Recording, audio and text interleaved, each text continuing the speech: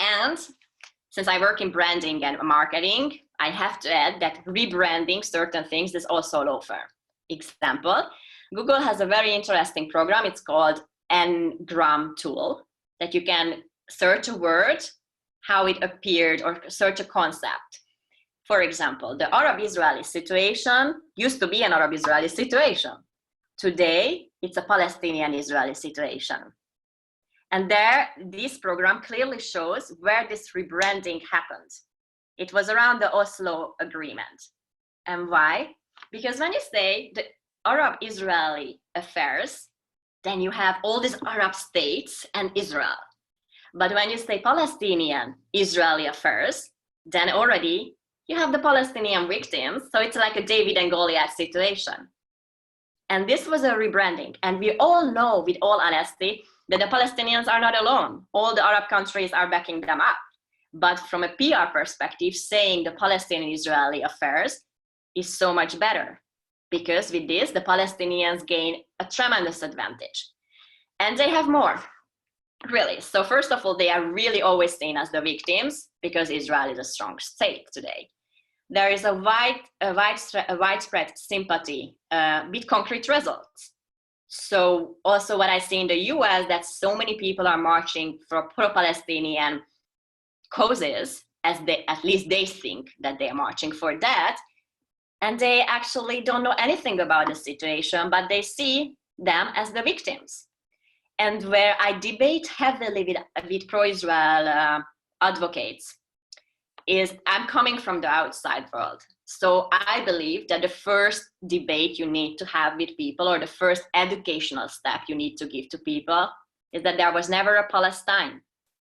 But the problem with most of the Jewish pro-Israel voices, and without to hurt anyone, but because you are so much in it, you assume that everybody knows what you know.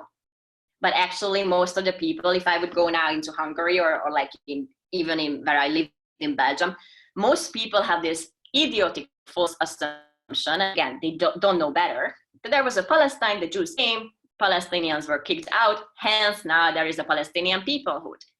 It's only people who are heavily involved, or Jews themselves, or lived in Israel, who understand that this is not the case. And I think it's a very big mistake that most of the pro-Israel NGOs are doing. They don't educate the non-Jewish audience from the start. There are two mistakes. This is one. Mistake number two, when you start, and again, I learned enough that I know what you're talking about, but don't take me, but take someone who doesn't know anything.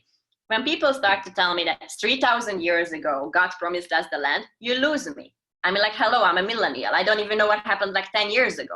And you want to tell me it's 3,000 years ago, God promised us the land, hence we belong to that land. No, you need to learn the language of today's generation. And even though I understand what you are talking about, you're going to lose people. And that is why BDS is extremely strong. And I wrote an article actually about that, how they are winning the PR war. Why? BDS is amazingly strong on social media. They really understood how to use the digital media for their advantages. If you see what they do with artists, let's say Celine Dion wants to go to have a concert, they are doing this amazing photoshopped memes that Celine Dion is standing on dead kids' bodies. Like, can you beat this? You cannot, because nobody cares for facts. People really are after emotions, and that's psychology, and that is something we need to understand. We are not talking about the battle of facts, but battle of emotions.